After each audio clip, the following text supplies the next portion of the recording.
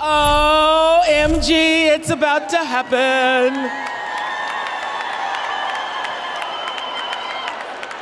So, of the 9 visionaries joining us on the WWE Presents 2020 Vision Tour, Your Life in Focus, there's only one man. But when it's one of the most recognizable, big-hearted, delightful, fun, strong people on the planet, he's all you need. Please welcome Dwayne "The Rock" Johnson.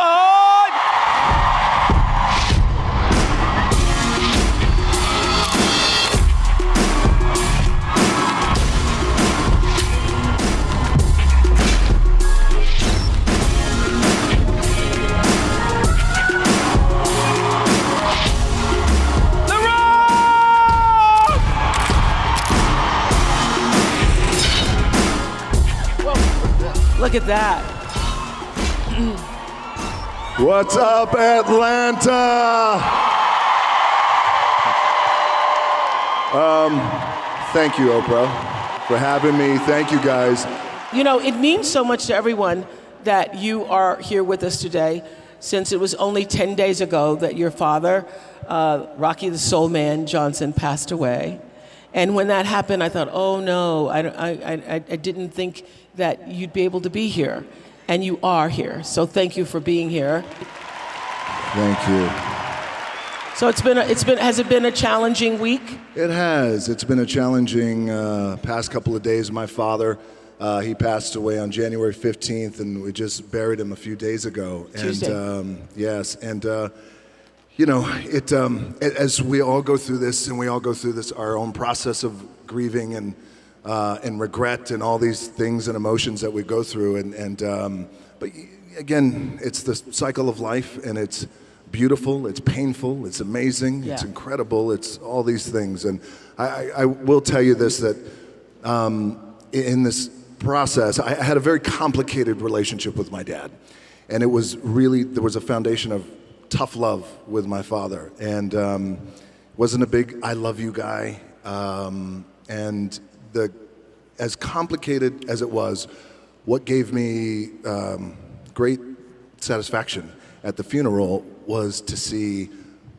he was a great friend to so many guys, challenged father, but a great friend to so many people. So he went quick. There wasn't a lot of suffering, thankfully, but I read on Instagram where you'd said you wish you'd had just one more day. Do you think you got all the things said that you wanted to say? No. You did not? No, I did not. But, you know, so that's the tricky thing, I think, as we all go through this and we all lose loved ones, is I think what I've realized in the past couple of weeks is it's good to explore these feelings on feeling a little guilty, and I didn't get a chance to say the things that I wanted to say, or I wish he would have said the things to me as a father, now as a father of 3 daughters, the important, critical things that anchor us that I didn't get from him. And it's okay to explore those feelings, but it's also very important to heal, to make sure that we come back to an anchoring foundation of gratitude.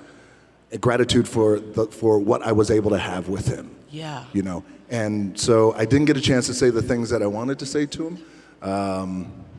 However, another thing that is important too is, you know, because in death, that's when we can spiral and think, well, I should have done this, and I should have called, and I should have sent more pictures.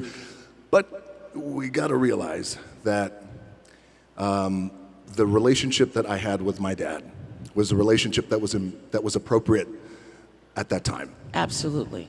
When did you know that he was proud of you? I felt that he was proud of me when I became successful in a industry that he had given his life to. So That's right. My father, for a lot of you guys who don't know, he was a professional wrestler. And so was your grandfather. And my grandfather was a professional wrestler too. And my dad, Rocky Johnson, was, I'm half black and half Samoan. And oh, thank you. All the Samoans in the house. The reason why I say this, my dad was a black man coming up in the 60s and 70s in a world of professional wrestling, which in a lot of the companies he wrestled at was all throughout the South.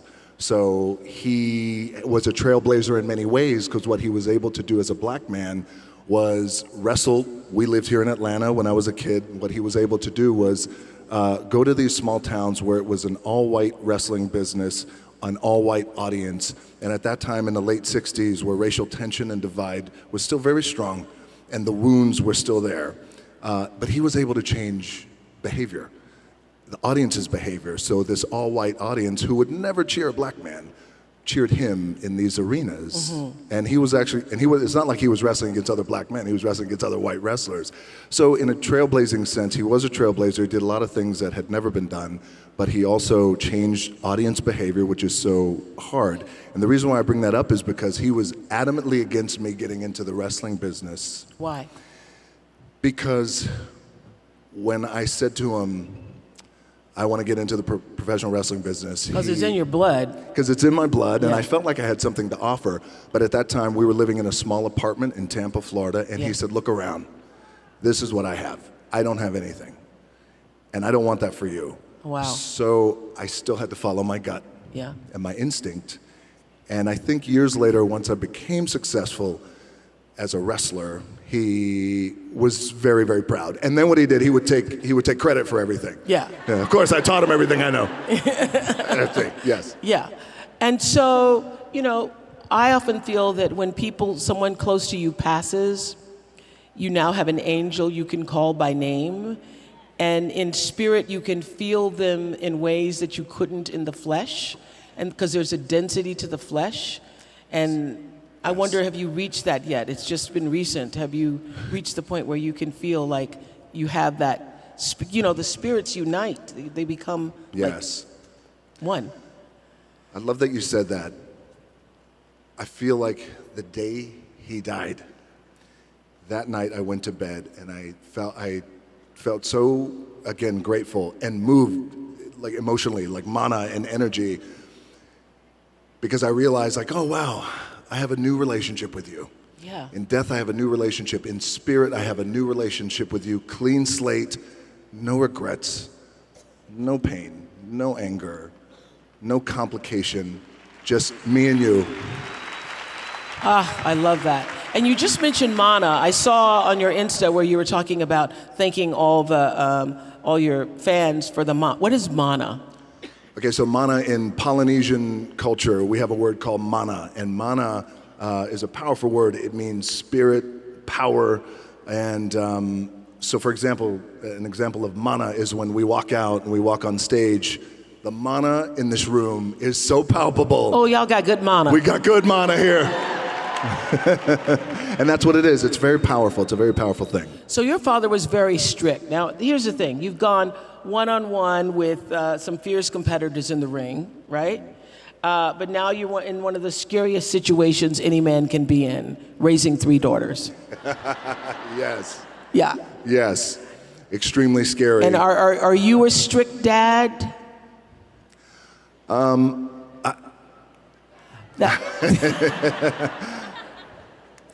I am. I'm not super strict, but discipline is important. Yeah. But also, I'll go back to my dad. My dad loved me with the small capacity in which he was capable of.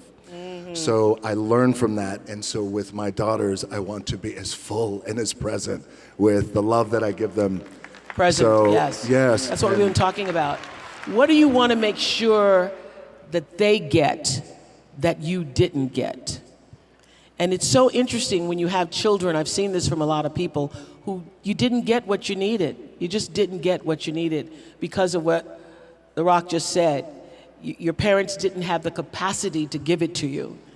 And now that you're older, you have to learn to give that to yourself and to be able to give that to your children in a way that you don't carry on what was done to you. So what is it you want your daughters to know about the way you love them? I want my daughters to know that I love them unconditionally, truly unconditionally, without condition. And I have a daughter who's 18 years old. Her name is Simone. Jasmine, who just turned 4. Tiana. Baby Tiana, thank you, who is getting ready to turn 2. And I am, as I told my 18-year-old daughter Simone, I said, I love you. I'm going to tell you I love you every day. I'm going to text you I love you. So you're one of those say the words out loud. Yes, because I didn't get that. And Yeah. I will look at you, I love you, and I'm going to text you. But I also told her, I'm unattached. You don't even have to text me back. Right? You could text me back, it's fine, but you don't have to. Like, it's okay. It's without condition. It's unconditional love. And I also want to teach my daughters the value of hard work. More importantly, I want to teach my daughters the value of being kind and how important that is. Well, you know, I read that your father, you used to watch him in training, and he would say, if I'm going to get up at 6 a.m., you're going to get up at 6 a.m. So what do you think you got the most from him? Was it your work ethic? What was it? It was definitely my work ethic. My dad was a man who against the odds, made it. And but he would get up at usually 5:30 in the morning, and he would say, if I get up, you're going to get up too. He would drag me to the gym. And by the way, I'm 5 years old, and he would drag me to the gym. Yes. And I wouldn't work out, but he would just make sure that I was there and be with him. And that was our time that we could spend together. And but I would say my work ethic from my dad always said too that regardless of what you do in life and where you go, respect is going to be given when it's earned, and you have to go out and earn it every single day. Yeah. So your dad taught you a lot. I wonder, what have your daughters taught you? My daughters taught me how to be, I think, more caring and more sensitive and more selfless. Yeah. Were you there for all of them when they were born? I was right there. Right there. I mean, right there. Yeah. Yes. I mean, you were right there. I was right there, yes. And bring it on. I mean, this is our moment, yes. Yeah, yeah. And is that a life-changing moment when that happens for you? It's the greatest thing that I have ever experienced in my life. And it gave me such a profound respect for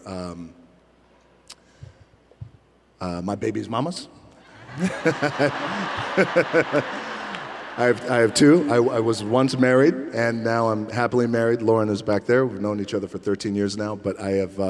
It has been the most profound experience of my life, because also too, you know, when you meet as a man, you meet someone, you meet a woman, and this is going to be the one, and you want to get married. And my first marriage didn't work out, but then the birth of a child and what that does, and the lens perspective that just shifts, and it just gives me a new profound respect for, again, their moms.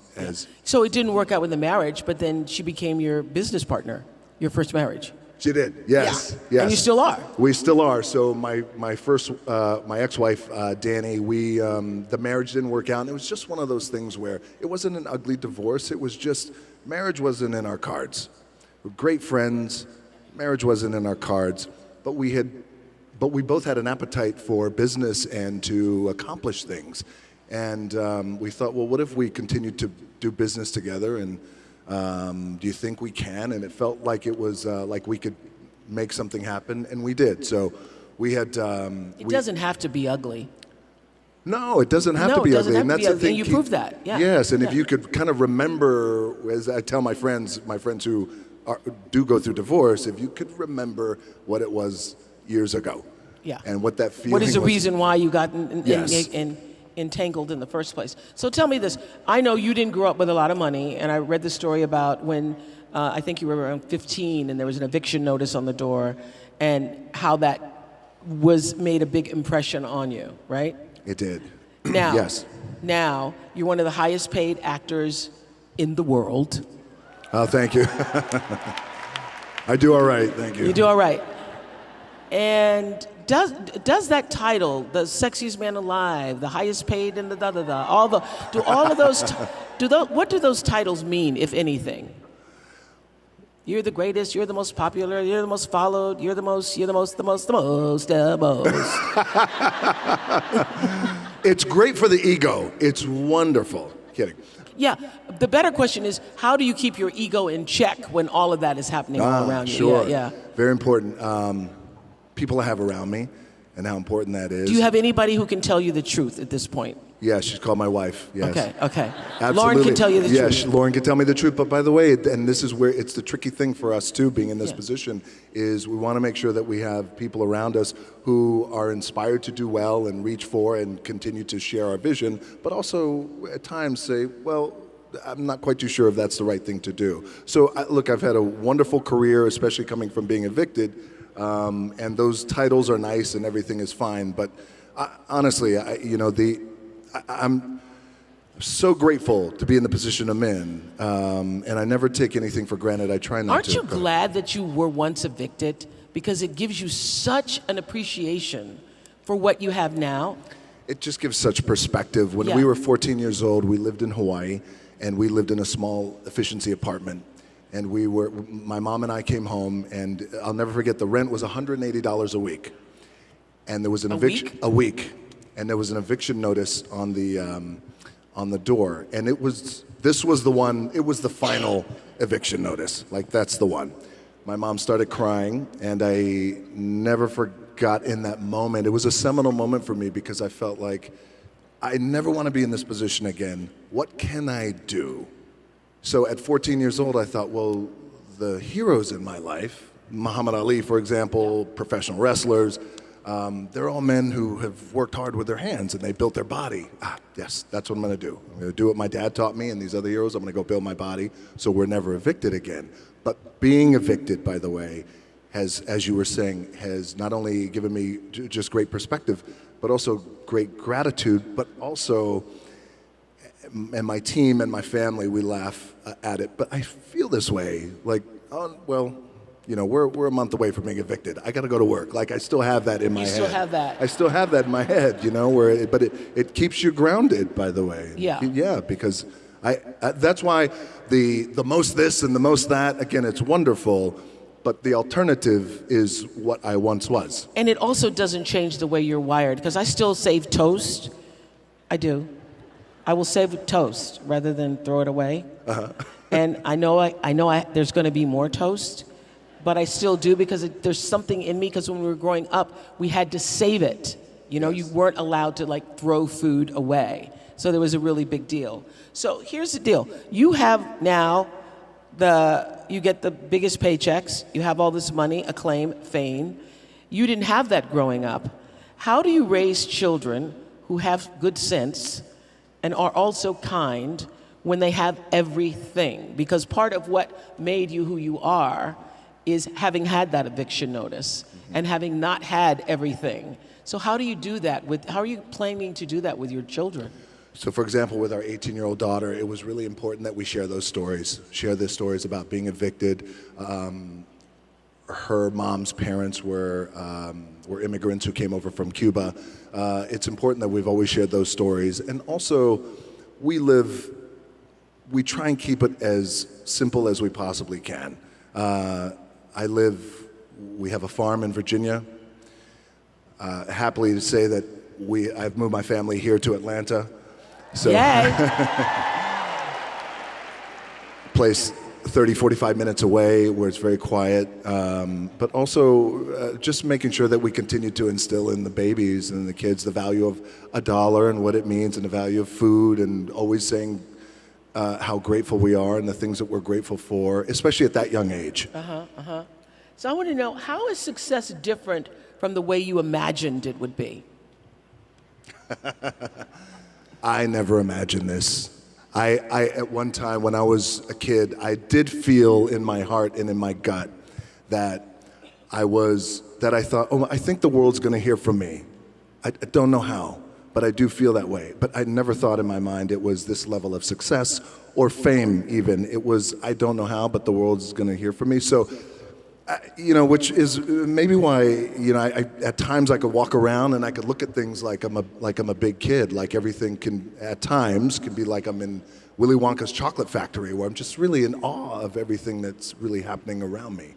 What's the first thing you splurged on when you realized you had enough to splurge? Okay.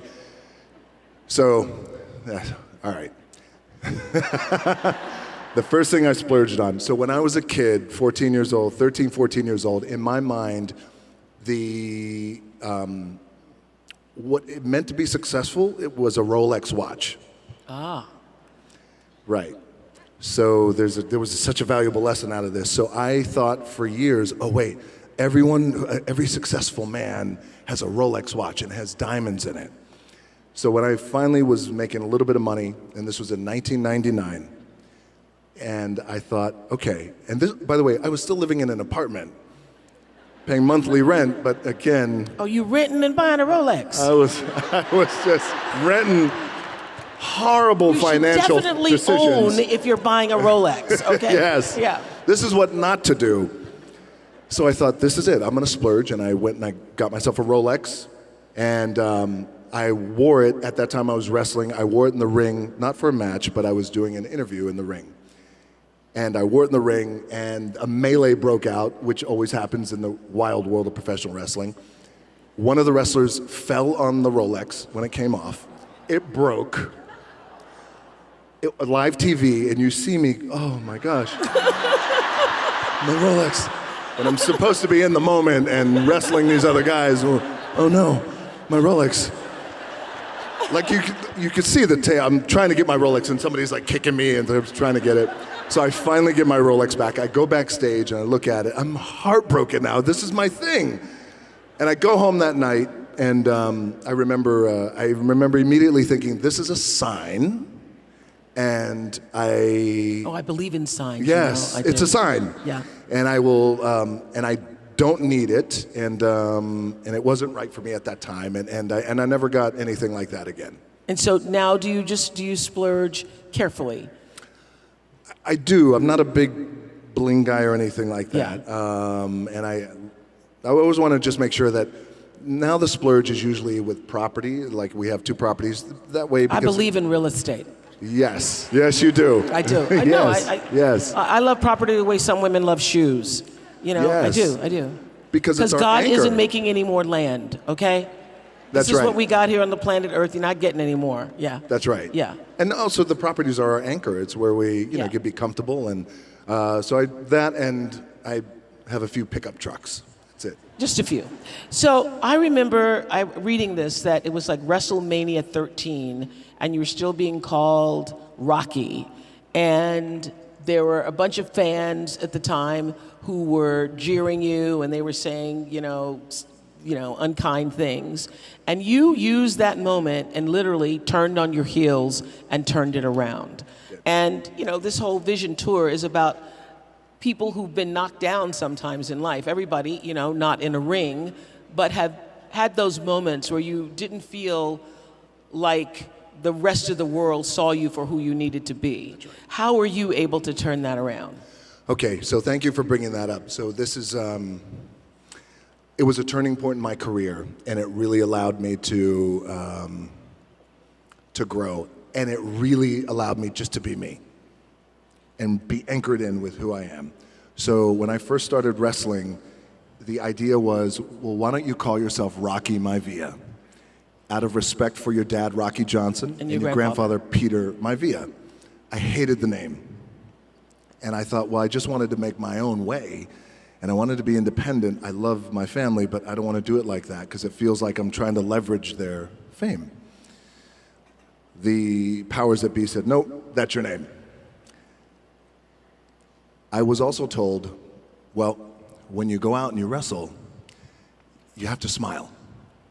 I want you to smile big. This is in the WWE. Why are you smiling if you don't beat people up? Well, the idea was I was a rookie in the wrestling business. I was the wrestling business is a term called babyface, which is a good guy. I was being groomed as a good guy wrestler. Young, the idea was you're grateful. Grateful for the opportunity, so when you go out there, I want you to smile. You can't smile enough. And I thought, well, what if I lose? Nope. Yes, exactly. Yeah. Still got to smile. And it just didn't feel right. That didn't sit right with me. So a few months later, the company made me the Intercontinental Champion. And then a month later, we go into the annual biggest event. It's like the Super Bowl of wrestling, WrestleMania. And it was WrestleMania 13. By the time I got to Chicago, WrestleMania, 16,000 people in the middle of the ring when I was in the ring, and I'm supposed to be a good guy, and you're supposed to cheer me. 16,000 people were chanting, "Rocky sucks." Thank you for laughing, a few of you. But it was... Can you hear the word sucks clearly when you're on the mat? Rocky sucks. Yes. Yeah, Rocky sucks. There's a reverb that happens in the arena. And when in unison, not one person, you suck. Yeah. 16,000. And I remember laying there in the ring, and the referee said to me, "Don't listen to him." And it was crippling for me. Yeah. But so then, at that time, the powers that be thought, this isn't going to work, and for whatever reason, people are not liking you and they're not connecting with you. And so in that moment, it was very defining, because I asked then if I could just be myself. And if I could go out there, and if I can speak to the crowd, and if I could just be myself and be authentic, and if I don't want to smile, I don't smile. If I want to laugh, I laugh. If I want to sing, I sing. Whatever it is, I just want to be me. Can I have that for 1 minute of live TV time? Powers that be at that time, Vince McMahon, said, "You got it." So on Raw, live TV, I grabbed a microphone and I said, I may be a lot of things, but sucks isn't one of them. And I said something to the effect of, basically, it's not a this thing, it's not a that thing, it's a me being myself thing.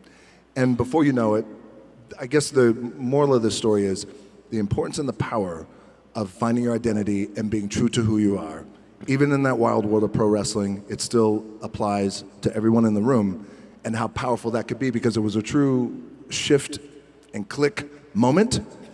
And I never looked back, and I became, fortunately, the biggest draw that the business has ever seen. Wow.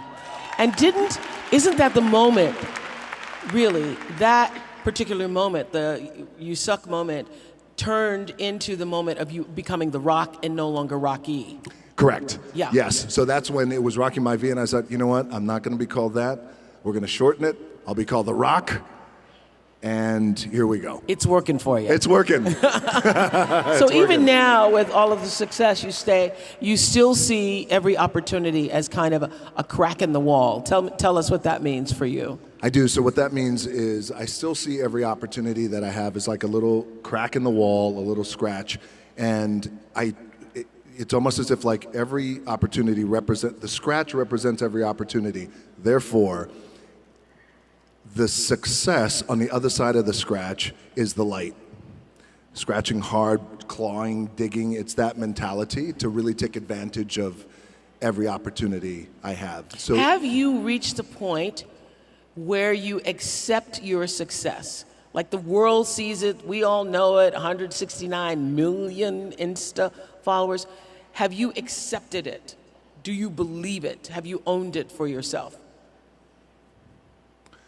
I have today, yes, and but in this, yes, this time in my life, yeah, yes, because there was a time where I wasn't quite too sure if I was confident enough as to the why and why it was happening and what am I doing, because it wasn't very systematic. It's not like I had a big blueprint, because there really wasn't a blueprint for me to follow when I came from wrestling to Hollywood. There wasn't oh, look, just do it like that other black Samoan guy did it. Yeah. And you're going to be great. Yeah. Because at that time, the biggest movie stars in the world were George Clooney and yeah, Brad and then Pitt. the movie you did with Arnold Schwarzenegger, it was sort of like, it felt like it was the passing of a torch. I did a movie called The Rundown, yes, where he walked by and he said, have fun. And he was great in that. And do you prefer the acting or the wrestling, or all of it? All of it is connected for you? I think all of it is connected. You know, what I do love, I love whether it's acting or wrestling or producing or any of the other businesses or investments, it all just has to have a connective tissue to me. And the things I Explain love. wrestling to me. Why isn't it not just beating people up? I know it's more. There's a discipline to it. There's an art to it. Yes, right? It's almost like a physical soap opera. And I always say with Physical wrestling, soap opera. Okay. it's like a physical soap opera, like physical theater. I always tell people, I say, you know, whenever I would win, it was very real. Like wrestling is very real because I was literally beat my opponent and it was very legit. But whenever I would lose, oh, it's fake. It's not real. It's hard. That didn't happen. But aren't you the first and only third generation wrestler?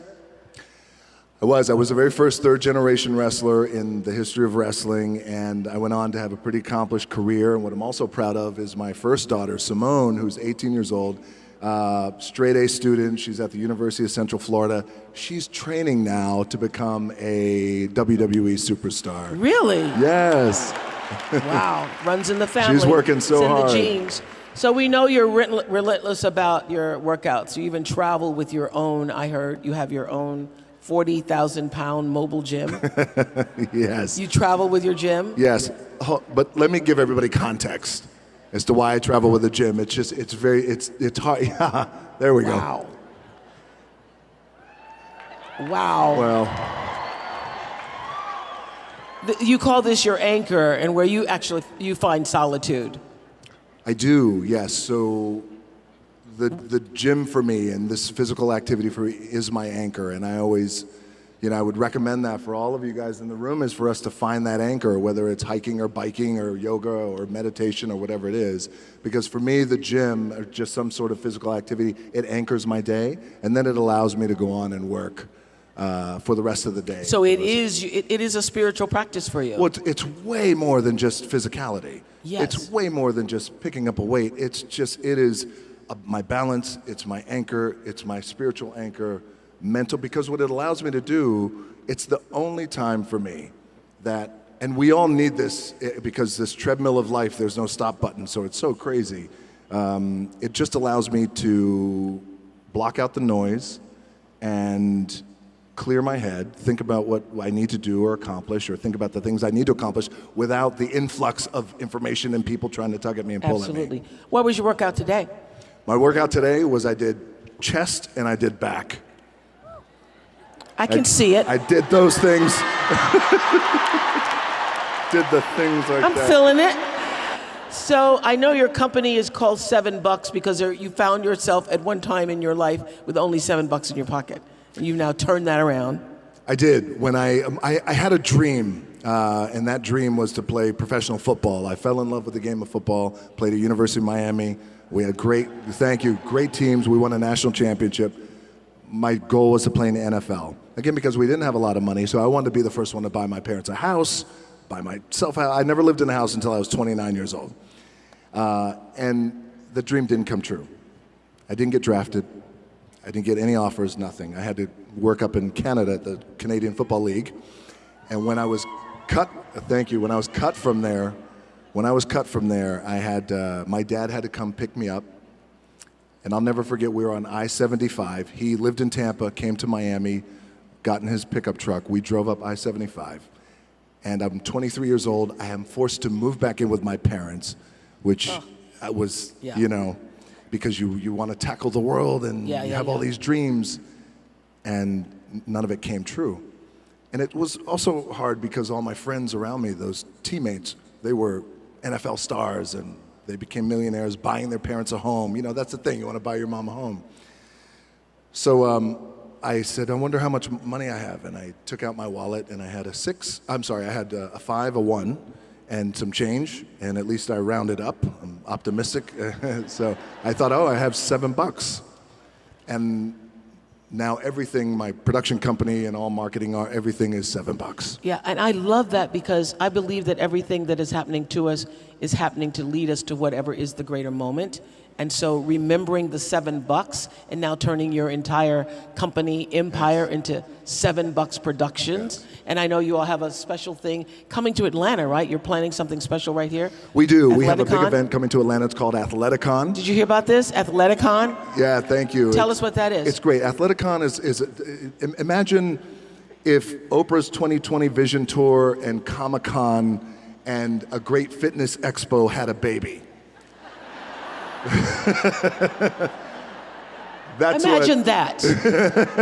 So Athletic.con is, we're bringing together the best of athletics and entertainment and wellness. And we're going to have it here in Atlanta, and the city's been great, and I can't wait. And it's going to be towards the end of the year. Speaking of having babies, I'm not sure if you had a minute, actually, the past week to see what Tina Fey said about you when she joined us on stage in Minnesota. Did you see this? I saw it, yes. Take a look at this, y'all. And I have to say, I heard that you really liked the poster that we shared announcing love the guest lineup for the this poster tour. for the tour. Tell us why.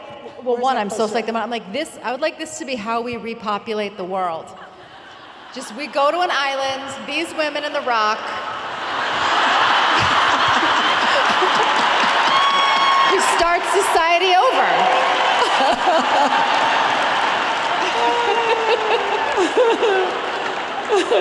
Poster. I'm just saying. Are you good with Tina Fey's plan? Look, here's the thing. We got work to do. That was so funny. I saw that. But yes, I think in the spirit of populating the human race and taking care of the human race, I just have to ask my wife, Lauren. I'm sure she'll be down with that. Lauren, Yeah. would you loan him out a little bit? Okay. I think part of the reason that both men and women are drawn to you is that beyond actually the buff exterior, in a world where masculinity is evolving, would you not say? It's changing. Yes, it's completely changing. It's been a long time overdue. Yeah, and I would say that in this world, the reason why we love you so much is you've always seemed to be softer, comfortable with your softer side. Mm-hmm. Has that always been, or has that been a learning since your daughters? That's been a learning experience since my daughters were born, but that continues to evolve. It's a continued management and a growth thing but also being acutely, I think, empathetic. That was a big thing too, was just the power of empathy and really trying to be empathetic to not only my family, but also people. But then also self-empathy too, really helped me. And did you learn that through therapy? Because you've been pretty open about how going to therapy helped you when you were struggling to bet on yourself. I did learn that. It took time for me to learn that one because I had gone through my first bout of depression. I was 18 years old. After that, I think I was 23. Then after that was when I got a divorce. So it had been a learning experience through that. Therapy really helped me. But how did therapy help make you more of the man you wanted to be? Once I understood that, number one, I'm not alone when it comes to mental struggle, and that we all go through it. Because growing up, being in a house, like my dad was tough love, so sharing feelings and emotions, I didn't have that. So I held everything in, and plus I was an only child. Yeah. And were you the strong, silent type? I was the strong, silent type. Meanwhile, there was a lot of stuff going on in here.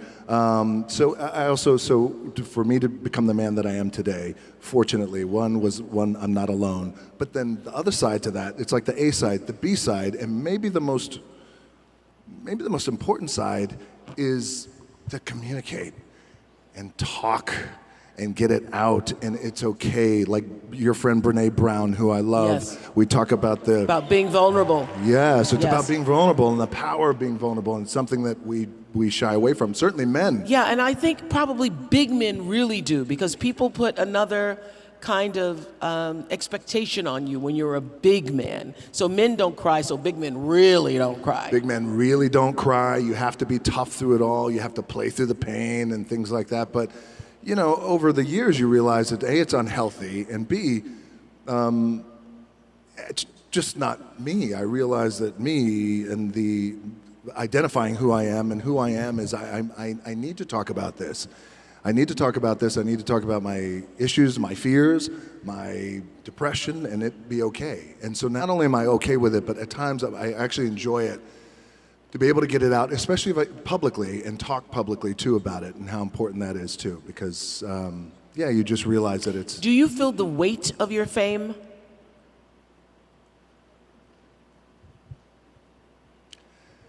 I do. I really do. Now, especially as you get a little older, you know, and you just feel it. You feel the pressure and the weight of everything. This is why it's so important to, anchor at home. and with the family and good people around too as well. Yeah. You know, I said to the audience earlier, I never had therapy because I had the Oprah show, so I told all my business out there on the streets. And also because I had Gail to talk to every night. Sure. Every night. Do you have a Gail? I do. I'll tell you a funny story about this, and I was going to show you the text. Is last night I come home from work, and my wife Lauren, she goes, "Are you excited about tomorrow?" I said, "Oh, I can't wait. It's going to be so good." And I said, "You know, I know that Oprah's going to ask me who my Gail is," and she's sitting there, and I could just see her face kind of lights up a little, and she's like shifting a little, and she's like, "Oh, I mean, who's your Gail?" And of course, for me, because I'm horrible that way, I'm like, "Oh, here's an opportunity." So I go, "Well, you know, that's crazy, but I think when I was 15, I had my friend Nick." Oh, it was so good. And her face changed, and then, okay, she's the sweetest woman. Okay, sure. I said, you know, because it was really a defining time in my life when I was 15, and Nick, she's like, sure. So, again, horrible. I leave, I go in the kitchen. I'm eating, I take a picture. I said, hey, why don't you come out and eat some of this food with me? She hits me right back, bang, capital letters, "Nick is not your Gail."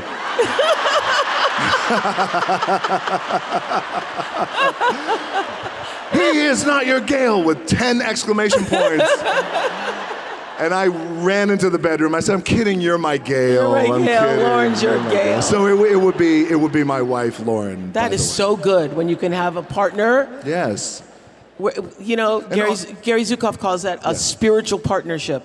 When you have a partnership between equals for the purpose of spiritual growth, meaning you're growing together in spirit, you're there for one another. 100%, and that's what our relationship is. And it reminds me, we were married this past August, and we were there, and there was so much manna in Hawaii. Is it true you proposed 3 days before?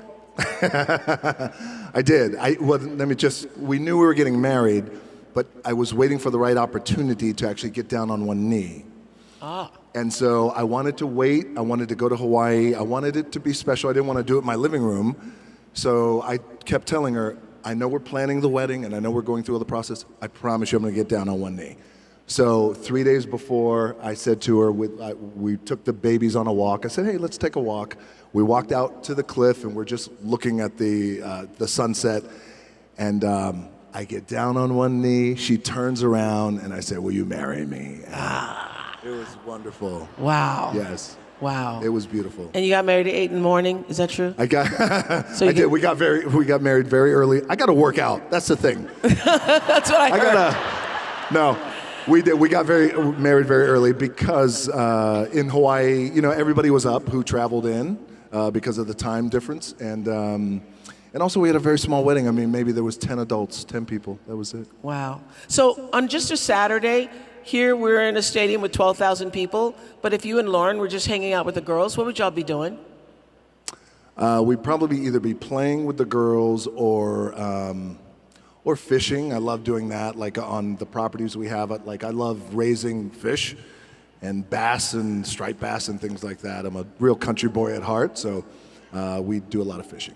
Well, you know, we got a few good men here in the audience, and obviously showing up here today, as I said to them, it's going to get them points for the next 8 weeks. Yes. What advice do you have for these men to keep their women happy?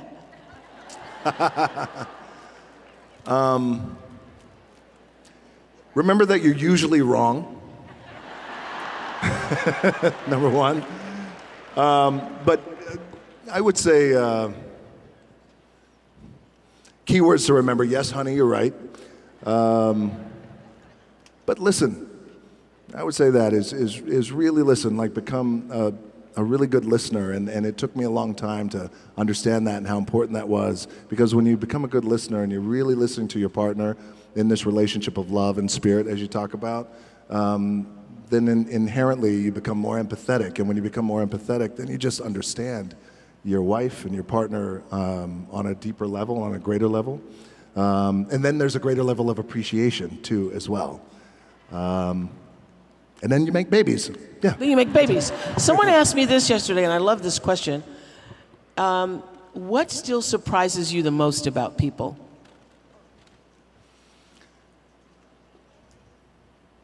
I think the thing that surprises me the most about people, I don't know if it's a surprise, maybe it just gives me great comfort and I like it. It makes me feel good, is probably in our world today, there's such a magnification of negativity and pessimism, it's always out there and it's around, but people are good. The majority of people, I feel, are good. In their heart, they're good. I believe that. Yes. And what still surprises you the most about yourself? About myself? Yeah. That I still get wide-eyed at a lot of things that are very even though you've had the dance before and you've been around the block, and I get wide-eyed at things like this and I get wide-eyed at the little things. Like, I really appreciate the little things. Okay, fill in this blank. I'd never miss a movie if blank was in it. Myself? No.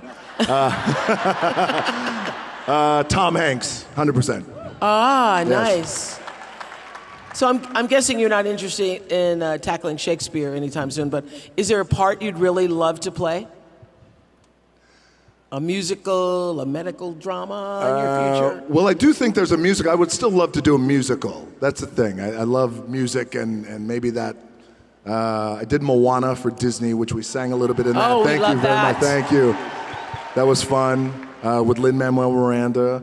But yeah, maybe a musical one day. Yeah, I saw that you told Rolling Stone that you plan to be a little more vocal about who you support in 2020. Did you hear that some people said you and I should run?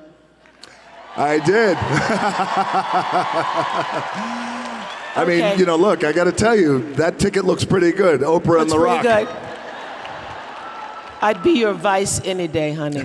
I would. As I would yours. Thank you. Everyone today has been asked to clarify their vision for 2020 for this year. Do you have one for yourself? Are you one who sets goals? I do, Yeah. yes. But I also find it very consistent. Like, even throughout the year, I'm trying to set goals too as well. The vision for me in 2020 is, now since the passing of my dad, it shifted a little bit into just a greater appreciation for life. And when I talk about these little things and really appreciating these little things, I mean little things and really truly being in the moment and being present, and how important that is. And so even more present, because the other stuff I feel, the fame and the accolades and all that stuff is awesome, but that comes and goes. This kind of connection, this and what I have with my family and my daughters and people, that means everything to me. I was talking earlier about intention, and you have acquired and continue to acquire a lot as you're continuing to build $7. What is the purest, highest, truest intention behind it all? Because I know at the end of the day, it isn't all about fame, and it isn't all about making money. So the reason why you want to continue to grow and succeed is what? To create an amazing experience for people.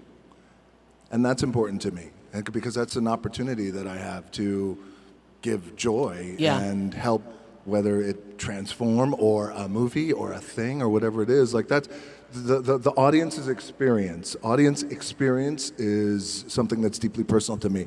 And I think that goes back to when so before the bright lights of the WWE, I was wrestling in a small wrestling company. We'd wrestle in flea markets and used car dealerships. You put a ring in the used car dealership in the parking lot.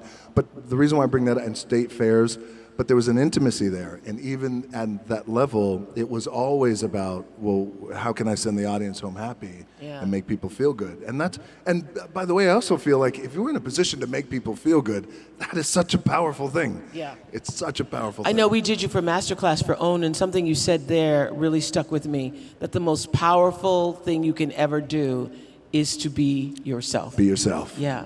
Yes. And you were talking about that earlier, about that moment that you learned to be authentic, is when everything changed. That's when everything changed. It's like a shift and click moment when I realized there's great power in being myself. Same thing for all of us. But I believe it's the most powerful thing that we could be. It's easier said than done because I struggled for a long time trying to figure out, well, what's my identity and who am I? And for example, when I got to Hollywood, the very first time I got to Hollywood in the early 2000s, I was told, again, well, if you want to be a star, then maybe you shouldn't talk about wrestling, maybe you shouldn't go to the gym as much, maybe you shouldn't raise your silly eyebrow, and there was a lot of things like that. And when you don't know, you buy into it.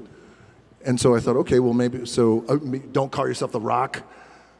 Okay, so I went through that entire process for years trying to figure out who I was. And then when you look back on my earlier career, the films I was doing, they were good, but just not, like, oh, that's how I like to see him because he is his true authentic self.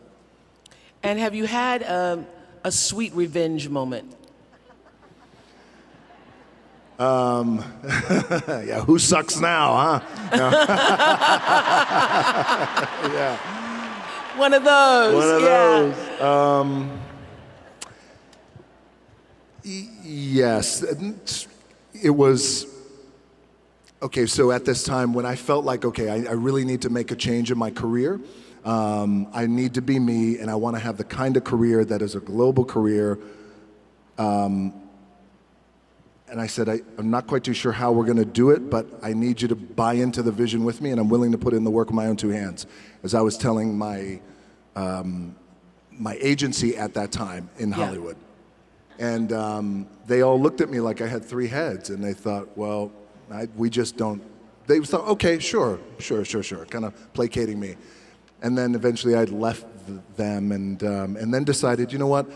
My name is The Rock, and I come from the world of professional wrestling, and I look the way I look, and I talk the way I talk, and I love to work out, and you know what?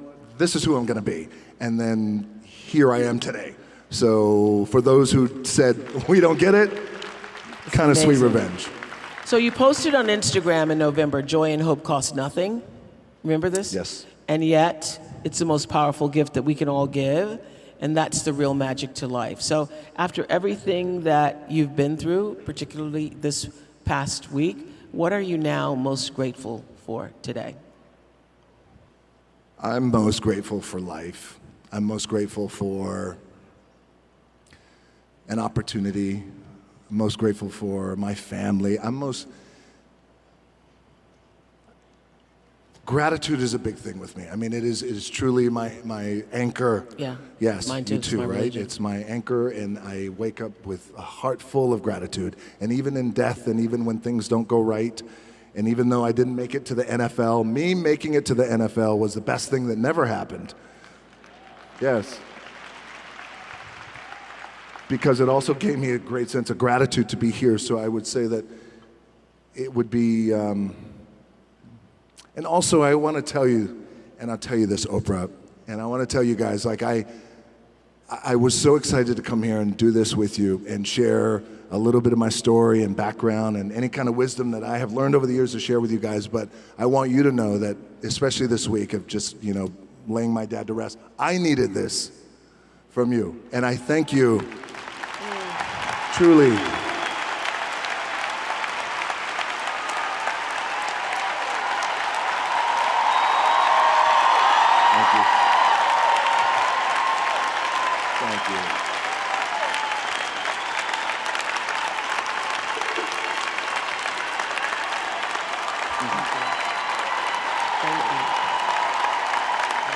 Thank you. Thank you so much. I did. I love you back. I truly do. That's some good mana y'all just gave. Some good mana. But thank you. I did. I needed this, and I needed this. I needed the love and this mana, because what I also realized is, and I felt it coming in, is that, you go to rock concerts and things and events and wrestling matches or whatever, but, when you come to this room and you have thousands, 12, 13, 15,000 people who have one intention, which is to be better and give so much love and receive so much love. Yeah. It's a powerful thing. It is a very powerful thing. Thank you for being here today to share it. And I know one of the things that's exciting me is I know that of all the things that you're doing with $7, that you're also starting a tequila company. Yes. Yes. And I had said to the audience earlier that there's a rule that unless Jesus has told you otherwise, you cannot come to my house without a tequila shot. Yes. Well, I know you're a big tequila fan, and we are. I started a spirits company, and tequila is the first expression. Tequila, like you, I'm a tequila lover. And I have a special surprise for you. You have a tequila surprise for me? I have a tequila surprise for you, and it's coming out. OMG. Oh my gosh. What's it called? It's called... This tequila is called... Oh, it's called Terramana. Terramana. Oh, we're going to drink on stage. So I thought, this is Terramana. It's going to come out next month. I thought the occasion was appropriate because not only are we tequila lovers and not only was this an amazing day, but also it is an early birthday gift to you. Oh, okay. Thank you. And also, this is so none of this has ever been seen. This is the very first bottle ever of Terramana tequila, and it is going to you. And I'm going to pour us just a sip. Oh, you got to sign it before you go. I will. So, yes. And this is a sipping tequila, so we're not going to turn we're not taking into, shots. Yes. I'll let y'all know how it is. So, I would like to make a toast to your father. I'd like to make a toast to the man who helped make you the man that you are. Thank you. And may your relationship with him in the beyond be stronger, more profound, and bring you all the love that you've always deserved. Cheers. Cheers. I thank you, Oprah. Thank you. And cheers.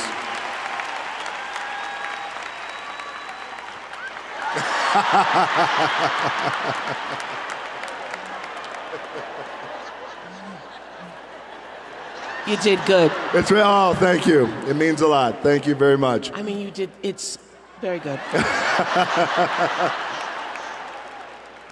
Thank you, Dwayne "The Rock" Johnson. Thank you, guys. Sign the bottle. I will. Sign the bottle. I promise.